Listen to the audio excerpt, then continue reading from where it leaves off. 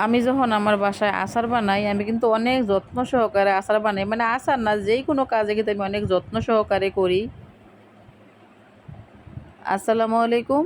আমার বাসায় কিন্তু আমি প্রত্যেক বছর একটু আচার বানানোর চেষ্টা করি। জলপাইয়ের দিনে জলপাই, তারপরে আমের দিনে আম, মানে যখনের যেটা আর কি তখন একটু আচার আমি বানাই, কারণ আমার বাসায় আমার মেয়েরা আচার অনেক পছন্দ করে। তো এই কারণে আমি আচার একটু বেশি করে বানাই। গত 2-3 বছর যাবত আমি আচার তেমন একটা বানাতে পারি না, কারণ আমার হাতে একটু সমস্যা, নাড়াচাড়া করতে সমস্যা হয়, তো এই কারণে বানাই না। তো এইবারও কিন্তু আমের সিজন গেছে গা প্রায় শেষ পর্যায়ে, আমের আচার কিন্তু এখনো করা হয়েছে না। তো ওই দিন শুনতেছি ডাকতেছে, ডাক্কা ডাক্কা ব্যস্ত আছে 3 কেজি 100 টাকা, 3 কেজি 100 টাকা। পরে 3 কেজি 100 টাকা শুই না, পরে আমি একজনের ফাড়াই আমি 3 কেজি আম কিনে রাখছিলাম আজকে 2-3 দিন যাব। তো আসলে আমডি কাটার সময় পাই না, অনেক কাজ থাকে বাসার মধ্যে, তো বাসা অন্য কাজ করতে করতে আম কাটার সময় নেই। তো আজকে ভাবলাম আমডি একটু কাইটা তারপর আচারটা করে নেই, যেহেতু আমডি মানে ইয়ে হয়ে গেছে, পাইকে যাইব আম। তো এই কারণে আমডি কাইটে একটু তারপরে ভিজিয়ে রাখছিলাম, ভিজিয়ে রেখে তারপরে আমি রাত্রেবেলা ইয়ে করছিলাম, হলুদ আর গিয়ে লবণ মাখায় সারা রাত্র ফেলে নিচে রেখে দিয়েছিলাম, যেহেতু এখন রোদের তাপটা একটু কম। এখন আমি কয়েকটা মশলা একসাথে করে নিলাম। এটা হইলো আলাদা আলাদা মশলা, এটা হইলো ধনিয়া, তারপরে হইলো জিরা, তারপরে মৌরি, তারপরে কয়েকটা পাঁচফোড়ন। তো পাঁচফোড়ন আর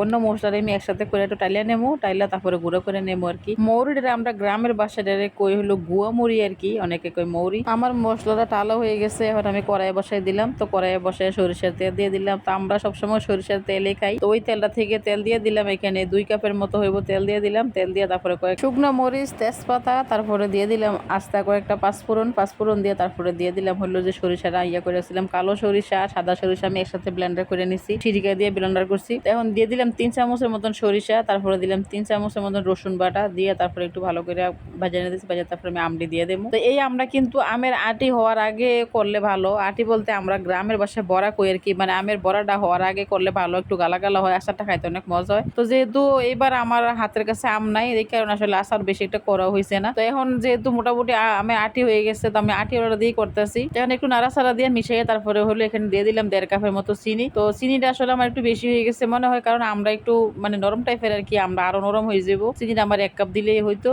তখন চিনিটা দিয়ে একটু ভালো করে নাড়াচাড়া মিশিয়ে দিতেছি, নাড়াচাড়া দিয়ে মিশিয়ে দিয়ে তারপরে আমরা একটু গালা গালা হইব, তারপর নামাই নেবো। তো আমি একটু সামান্য লবণ দিয়ে দিলাম, লবণ কালকে রাত্রে দিয়ে রাখছিলাম, আবার একটু দিলাম। লবণ আমার কাছে একটু কম মনে হয়, তো লবণ দিয়ে তারপরে একটু নাড়াচাড়া দিতে আসছি। তো আমার বাসায় কিন্তু আমি প্রত্যেক বছর অনেক যত্ন সহকারে আমের আচার করার চেষ্টা করি আর কি, কিন্তু আমের আচার করা পর্যন্তই আমি দেখি, তারপরে কিন্তু আসলে আমার মেয়েরা আচার কোন সময় খায় কি করে আসলে এটা কইতে পারি না। এদিক দিয়ে কিন্তু আমার আচারটা মোটামুটি শেষ পর্যায়ে এসে পড়ছে। আমি দিয়েছিলাম 4 চামচের মতো সিরকা দিয়ে তারপর আমি যে মশলাটা গুঁড়া করছিলাম ওই মশলাটা দিয়ে দিলাম, দিয়ে তারপর নাড়াচাড়া দিয়ে তারপর নামাই নেবো। তো দেখেন আচারটা কিন্তু যদি আটি ছাড়া হতো তাহলে কিন্তু আরো অনেক সুন্দর হতো, একটু গালা গালা হইতো, খাইতে অনেক মজা হইতো।